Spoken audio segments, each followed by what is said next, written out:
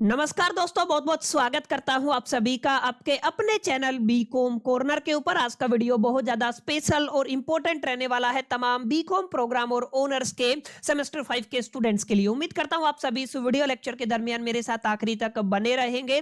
और हाँ, कंटेंट अगर आपको यूजफुल लगता है, हेल्पफुल लगता है, तो इस वीडियो को लाइक करके अपने तमाम दोस्तों के साथ शेयर जरूर करेंगे। बहरहाल विदाउट वेस्टिंग टाइम चलिए शुरू करते हैं। माय डियर फ्रेंड्स, आज जिस सब्जेक्ट को लेकर हम अपनी वीडियो के अंदर चर्चा करने वाले हैं उस सब्जेक्ट का टाइटल है बिजनेस इकोनॉमिक्स। और आप लोग जैसा कि जानते हैं सेमेस्टर 5 का ये सब्जेक्ट रहने वाला है और इसका पेपर आपको 15 दिसंबर को देखने को मिलेगा। आज जब मैं ये वीडियो रिकॉर्ड कर रहा हूं, आज 11 दिसंबर है। आप लोग मान के चले कि 11 दिसंबर का समय आपके पास है, 12 दिसंबर, 13 दिसंबर, 14 दिसंबर और 15 तारीख को आपका पेपर रहेगा। पूरे पूरे 4 दिन का गैप आपको देखने को मिलता है, लेकिन हम लोग पूरे 3 दिन कंसीडर करेंगे। और आज की वीडियो के अंदर हम लोग चर्चा करने वाले हैं एग्जैक्टली किस तरीके से इस सब्जेक्ट को तैयार किया जा सकता है। देखिए, मैं इस वीडियो के अंदर उस स्ट्रेटजी के ऊपर प्लानिंग नहीं करने वाला हूं, ना ही उस तरीके के तमाम डिटेल लेक्चर की बात मैं करूंगा जहां पे आपको काफी हद तक चीजें सीखने को मिलती हैं। अभी लास्ट मोमेंट चल रहा है, तो हम लोग देखेंगे एग्जैक्टली कौन से वो क्वेश्चन है जिनके एग्जामिनेशन में आने की प्रोबेबिलिटी, पॉसिबिलिटी, संभावना बहुत ज्यादा रहती है। क्योंकि 3-4 दिन के अंदर आप केवल एक सिंगल चैप्टर कंप्लीट नहीं कर सकते हो, हम लोग तो पूरे सिलेबस की बात कर रहे हैं। तो यहां पे आप सभी के लिए बड़ा जरूरी हो जाता है आप जो भी कंटेंट कंज्यूम करें वो आपका एग्जाम ओरिएंटेड कंटेंट रहना चाहिए। अगर आप लोग कोई वन शॉट देख रहे हैं तो वो आपके एग्जाम से रिलेटेड होनी चाहिए, जहां पे वही आपके केवल और केवल 20% टॉपिक पढ़ाए गए हो जिनके एग्जामिनेशन में 80% प्रोबेबिलिटी होती है आने की। आई होप कि ये बात आपको समझ में आ गई होगी। अब समझिए, ये जो आपका 3 दिन का गैप है, इस 3 दिन के गैप को आपको किस तरीके से यूटिलाइज करना है, किस तरीके से आपको हमारे चैनल से इस सब्जेक्ट को लेकर के हेल्प मिल सकती है, किस किस तरीके से आप लोग प्लानिंग करेंगे, और जो बच्चे लास्ट मोमेंट पे प्रिपरेशन करते हैं उनको किस तरीके से इस पर्टिकुलर प्लान के ऊपर एग्जीक्यूट करना है, इन तमाम मुद्दों पर मैं आज के वीडियो के अंदर आप सभी के साथ चर्चा करने वाला हूं। तो देखिए, सबसे पहला तो माय डियर फ्रेंड्स आपका यही एक फैक्टर रहेगा, आपको अंडरस्टैंड करना है कि इस सब्जेक्ट को लेकर के आपका सिलेबस क्या रहेगा। सबसे जरूरी बात है,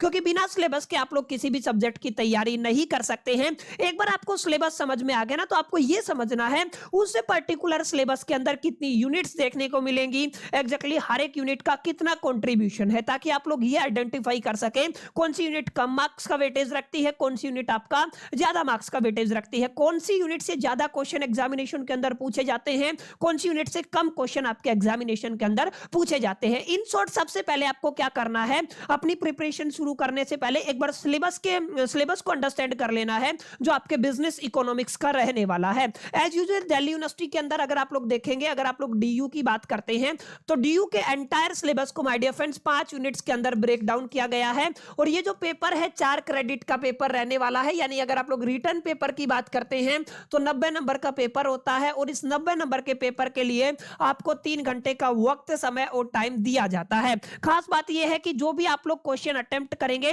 5 अलग अलग क्वेश्चन आपको अटेम्प्ट करने हैं। हर एक क्वेश्चन के अंदर एक जो क्वेश्चन आपको मिलेगा ना, 9 नंबर का मिलेगा। हर एक क्वेश्चन के अंदर आपको 2 पार्ट देखने को मिलेंगे, यानी कि 9 दूनी 18 नंबर का इंडिविजुअल क्वेश्चन रहेगा। और 18 को अगर आप लोग 5 से मल्टीप्लाई करते हैं तो आपका 90 हो जाता है। और ये जो 5 क्वेश्चन है, ये पांचों यूनिट को मिला करके हैं। आप ध्यान रखिएगा, हर एक यूनिट का जो वेटेज है या जो आपका मार्क्स का कॉन्ट्रीब्यूशन है वो इक्वल नहीं है। अगर आप लोग बात करते हैं पहली यूनिट की, तो सबसे पहले आप लोग देखिए, पहली यूनिट है introduction to the business economics. छोटी सी यूनिट है, दैट्स व्हाई इसका वेटेज कम रहने वाला है। आपके फाइनल एग्जामिनेशन के अंदर ये जो यूनिट है केवल और केवल 10% कंट्रीब्यूट करेगी, यानी आप लोग ये मान के चले यहां पे 9 नंबर का क्वेश्चन आपको आपके फाइनल एग्जामिनेशन के अंदर देखने को मिलता है। और कुछ लिमिटेड नंबर ऑफ टॉपिक है जिनको अगर आप लोग पढ़ लेंगे ना, तो आपको वो 9 नंबर का क्वेश्चन जो सवाल है वो इसी पर्टिकुलर टॉपिक से देखने को मिलेगा। तो पहला यूनिट आपका कितना कंट्रीब्यूट करने वाला है, 10% कंट्रीब्यूट करने वाला है। 9 नंबर का सवाल आपको पहली यूनिट से देखने को मिलेगा। अब ध्यान क्या रखना है, ध्यान ये रखना है कि यूनिट नंबर 2 की अगर आप लोग बात करते हैं, यूनिट नंबर 3 की बात करते हैं और यूनिट नंबर 4 की बात करते हैं, यानी अगर आप लोग यूनिट 2 की बात करते हैं, यूनिट 3 की बात करते हैं और यूनिट माय डियर फ्रेंड्स 4 की बात करते हैं, तो ये जो चारों यूनिट है ना, ये तीनों यूनिट ये इक्वल कंट्रीब्यूशन करने वाली है आपके फाइनल एग्जामिनेशन के अंदर। हर एक यूनिट का जो कंट्रीब्यूशन है वो 25% रहेगा। तीनों को मिला दे तो 3 यूनिट आपका 75% रखती हैं और 2 यूनिट आपका केवल और केवल 25% रखती है। इस बात का आपको ख्याल रखना है। यानी अगर आप लोग बात करते हैं यूनिट 2 की, जिसका टाइटल क्या है, consumer behaviour, the most unit रहने वाली है, जो कितने मार्क्स की आएगी, 22.5 मार्क्स के आसपास ये यूनिट आपको देखने को मिलेगी, 25% का कंट्रीब्यूशन रहेगा। थर्ड यूनिट भी सेम वेटेज रखती है, प्रोडक्शन एंड द कॉस्ट की अगर आप लोग बात करते हैं तो 22.5 मार्क्स का क्वेश्चन यहां से आपको देखने को मिलेगा, इस बात का आपको ख्याल रखना है। वही अगर आप लोग बात करते हैं मार्केट स्ट्रक्चर की, तो माय डियर फ्रेंड सेम 25% ये यूनिट आपका कंट्रीब्यूट करने वाली है,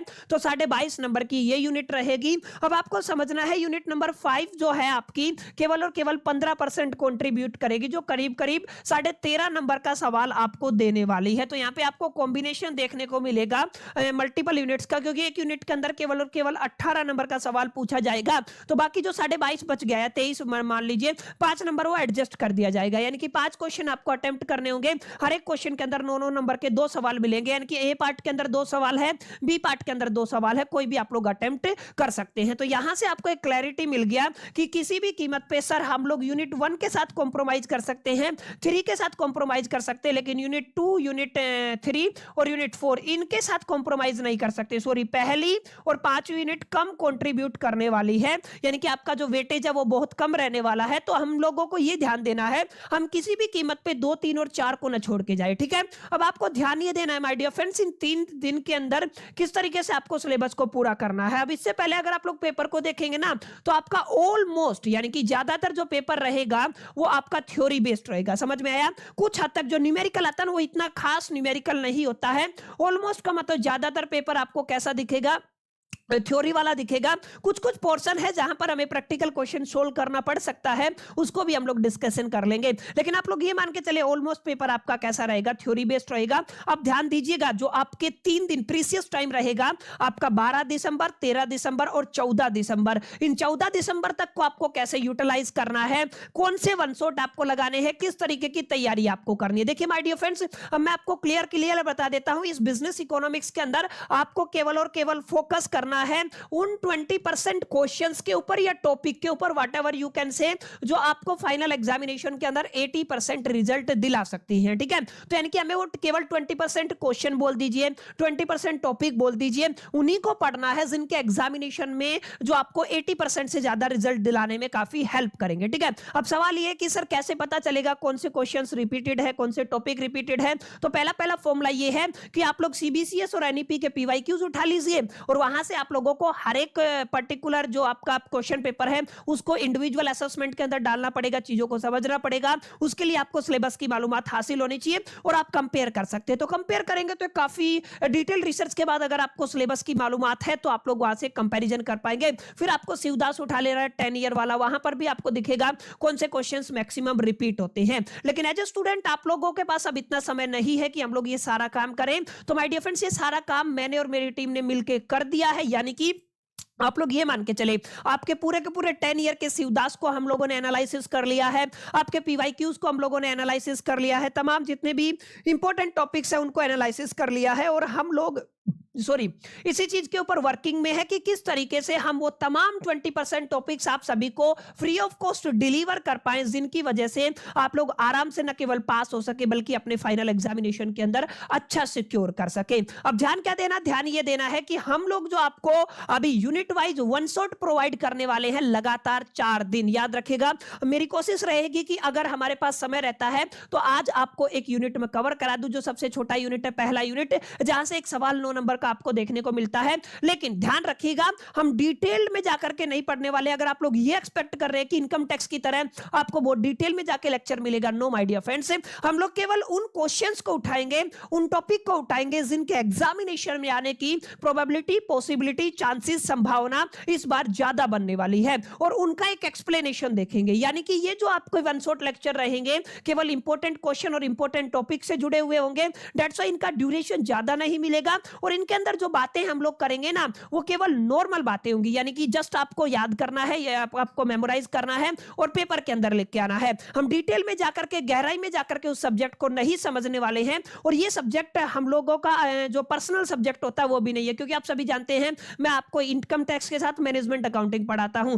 और मैनेजमेंट अकाउंटिंग में मेरा एक्सपर्टीज है, क्योंकि मैंने जो एमबीए किया है वो फाइनेंस एंड मैनेजमेंट अकाउंटिंग से ही किया है, तो वहां से मेरा एक अच्छा खासा पकड़ है। लेकिन बिजनेस इकोनॉमिक्स के अंदर आप लोग ये आइडिया मार सकते हैं कि एनालिसिस करने के बाद जो एक क्रिएटर होता है वो आपको बता सकते हैं, एक टीचर होता है बता सकता है कि ये टॉपिक है जो आपको पढ़ने हैं, ये फलाने फलाने सवाल हैं जिनके एग्जामिनेशन में आपको आने की प्रोबेबिलिटी ज्यादा रहने वाली है। तो ये चीज आप लोग कमेंट मत कीजिएगा कि सर डिटेल लेक्चर नहीं है, केवल वही टॉपिक वही क्वेश्चन पढ़ेंगे, सिर्फ पढ़ेंगे, बहुत डिटेल में जाकर के चर्चा नहीं करेंगे। हाँ, पर ये जो जितने भी सेशन होंगे ये यूजफुल रहेंगे आप सभी के एग्जामिनेशन के लिए। अभी ध्यान से समझिएगा पहले दिन का हमारा क्या प्लानिंग रहेगा माय डियर फ्रेंड्स। पहले दिन का प्लानिंग क्या है, डे 1 जिसको आप लोग क्या कहते हैं 11 तारीख। अब आज का जो दिन है ना, मेरी कोशिश रहेगी हम लोग आपकी पहली यूनिट को माय डियर फ्रेंड्स किसी भी तरीके से कंप्लीट कर दे।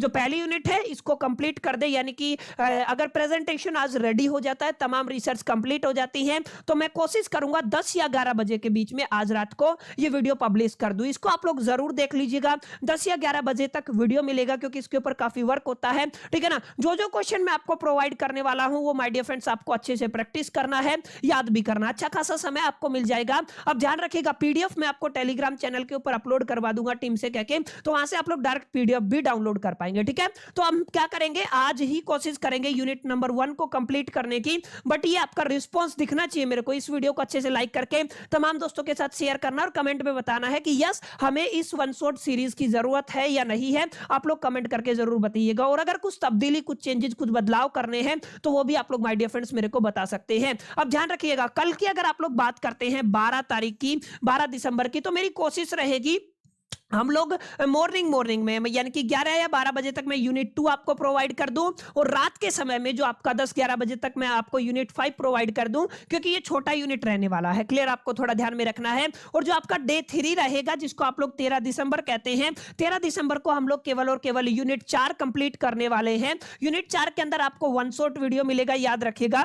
वन शॉट का मतलब क्या है, केवल और केवल इंपॉर्टेंट टॉपिक्स और इंपॉर्टेंट क्वेश्चंस, और ये एज इट इज हम लोग आपके 10 ईयर से निकालने वाले हैं, आपके पीवाईक्यू से निकालने वाले हैं। जो भी रिसर्च का हमारा एक तरीके से फैक्टर रहेगा उसके बिहा पे हम लोगों को हम जो आपको पीडीएफ प्रोवाइड कर देंगे, ठीक है ना। और आपका जो डे 4 रहेगा 14 तारीख को हम लोग यूनिट 5, जैसे यूनिट 5 तो हम लोगों ने कंप्लीट कर लिया है ना, यानी कि आपका हो गया यस यूनिट 3। यहां पे क्या आएगा माय डियर फ्रेंड्स, आपका यूनिट 3। तो ये आपको थोड़ा ध्यान में रखना है, यूनिट 3 को हम लोग बाद में करने वाले हैं, ठीक है। तो ये माय डियर फ्रेंड्स आपकी प्लानिंग रहेगी। आज आपका एक यूनिट कंप्लीट हो जाएगा, कोशिश कीजिएगा कल है दोनों यूनिट्स को कंप्लीट करने का। 13 तारीख तक आप लोग यूनिट 4 को कंप्लीट कर लीजिएगा। और अगर आप लोग चौथे दिन की बात करते हैं 14 तारीख को यूनिट 3 को कंप्लीट कीजिएगा। और अगर आप लोग कहेंगे तो मैं इन तमाम लेक्चर्स को एक वीडियो में कंपाइल करा दूंगा, यानी अलग अलग पार्ट्स को इकट्ठा करके वन शॉट की फॉर्म में आप सभी को प्रोवाइड कर देंगे, ताकि जो बच्चे सारा पढ़ने के बाद, याद करने के बाद, एक बार से आप जब कॉलेज में जाते हैं तो वीडियो खोल करके देख लें, आपका तमाम तरीके का रिवीजन हो जाएगा। यानी कि ये रिवीजन वाला जो एक तरीके से कॉन्सेप्ट है ना, ये भी बेहतर रहेगा। एक वीडियो के अंदर डाल दूंगा तो आपको बार बार वीडियो स्विच करने की भी जरूरत नहीं रहेगी। तो माय डियर फ्रेंड्स ये प्लानिंग है। अगर आप लोग चाहते हैं इस तरीके की प्लानिंग के ऊपर मैं एग्जीक्यूशन करूं, क्योंकि आप सभी को पता है बाकी सेमेस्टर भी है, ठीक है ना। बाकी सेमेस्टर में बच्चे डिमांड करते हैं, फिर उतना बढ़िया आउटपुट आ नहीं पाता है, क्योंकि एक टीचर के अपने कुछ व्यक्तिगत आप लोग या पर्सनल सब्जेक्ट्स होते हैं जिनको पढ़ा सकता है। जैसे सेमेस्टर 5 की मैं बात करूं तो मैं डील कर सकता हूं बहुत डिटेल में जाकर के मैनेजमेंट अकाउंटिंग के साथ, इनकम टैक्स के साथ। अगर आप लोग सेमेस्टर 3 की बात करते हैं तो हम लोग बहुत डिटेल में जाकर के एफएम के साथ डील कर सकते हैं। बिजनेस मैथ और बिजनेस स्टैटिस्टिक्स के लिए हमें समय रहता है। ऐसे आप लोग सेम 1 की बात करते हैं तो आपका फाइनेंशियल अकाउंटिंग काफी अच्छा सब्जेक्ट है, बिजनेस लॉ बहुत अच्छे से पढ़ा सकते हैं। तो इन अपनी अपनी एक लिमिटेशन है, हमें और सेमेस्टर को भी साथ लेके चलना पड़ेगा जिनका अच्छा रिस्पॉन्स आएगा। अगर मेरे को लगा कि इस सब्जेक्ट की जरूरत है बच्चों को तो हम लोग इस पे वर्क करेंगे। अगर मेरे को लगा इस सब्जेक्ट की जरूरत नहीं है तो अननेसेसरी हम लोग समय वेस्ट नहीं करेंगे, ना अपना ना आपका, क्योंकि एग्जामिनेशन का टाइम है। तो हमें एक एक मिनट को थोड़ा ध्यान में रख के, कंसिडरेशन में रख के काम करना पड़ेगा। उम्मीद करता हूं माय डियर फ्रेंड्स ये प्लानिंग आपको अच्छी लगी होगी, समझ में आई होगी। कोई तब्दीली करना है तो आप लोग कमेंट करके बता दीजिएगा। बाकी अगर आपको वीडियो पसंद आए तो इस वीडियो को लाइक जरूर कर दीजिएगा, दोस्तों के साथ शेयर करना मत भूलिएगा। पहली दफे चैनल पे आए तो सब्सक्राइब करके बेल आइकन को जरूर प्रेस कर दीजिएगा। मिलता हूं अगली वीडियो के अंदर, जब तक के लिए मैं तो सोल दी बाय, स्टिल कीप लर्निंग।